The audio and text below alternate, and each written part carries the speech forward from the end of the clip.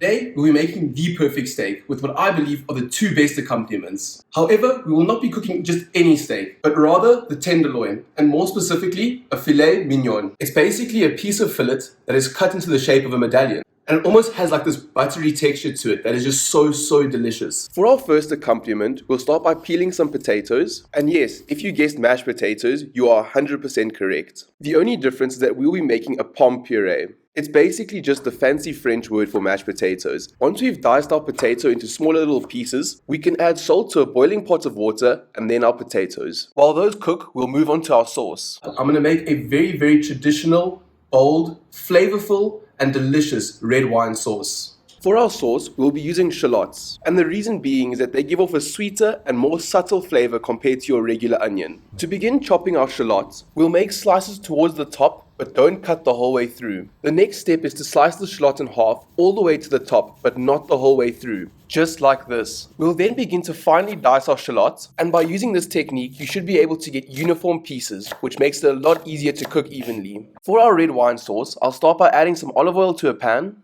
just enough to coat the bottom of the pan. Once our olive oil is hot, we'll start by adding our shallots and letting them cook and sweat for around 3 to 4 minutes. Next up to the party, we'll add a generous amount of red wine, around 100 ml, and around 80 ml of port. For our herbs, we'll use a sprig of rosemary and a bay leaf. After about 10 minutes, this should have reduced by half. And lastly, we'll add some beef stock.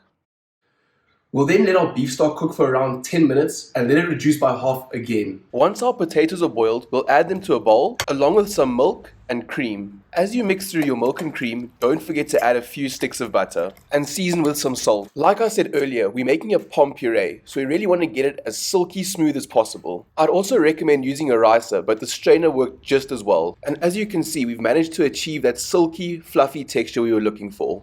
Last, but certainly not least, is our beautiful piece of filet mignon. Butchers around the world often refer to this as the Rolls Royce of cuts, and I'm going to show you exactly how to cook the perfect filet mignon. To start with our beautiful piece of steak, we'll start by seasoning generously with salt and pepper. We do this because so much of the seasoning gets lost when the steak hits the pan. And don't forget to mop up the seasonings that land on your board. And there you have it, a well-seasoned piece of fillet that's ready to go. To begin our cooking, we'll start with a generous amount of olive oil.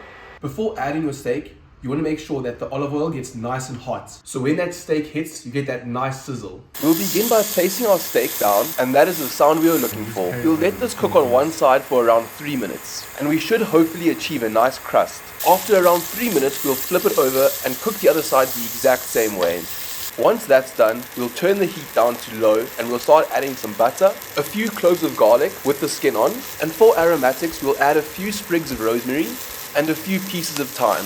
The thyme may spit a bit, but don't worry, it's going to be okay. The herbs just add such a great flavor. The next step is to baste our piece of fillet. Essentially, all we are doing here is spooning our butter, our herbs, and our garlic over the steak. The moment of truth has arrived, and I think we have achieved the perfect medium rare. It looks cool like this. I mean, you can't tell me that does not look delicious. Finally, it's time to plate up. We'll start by spooning down some of our pomme puree, followed by a few slices of our steak. We'll then top it off with our red wine sauce or our red wine jus. Lastly, we'll take some of that goodness from our pan and add it to the top of our steak. And that is exactly how to cook the perfect steak. For you guys, I have to have a quick bite. If you liked the video, please don't forget to like, subscribe, and drop a comment. It really means the world. And thank you for watching.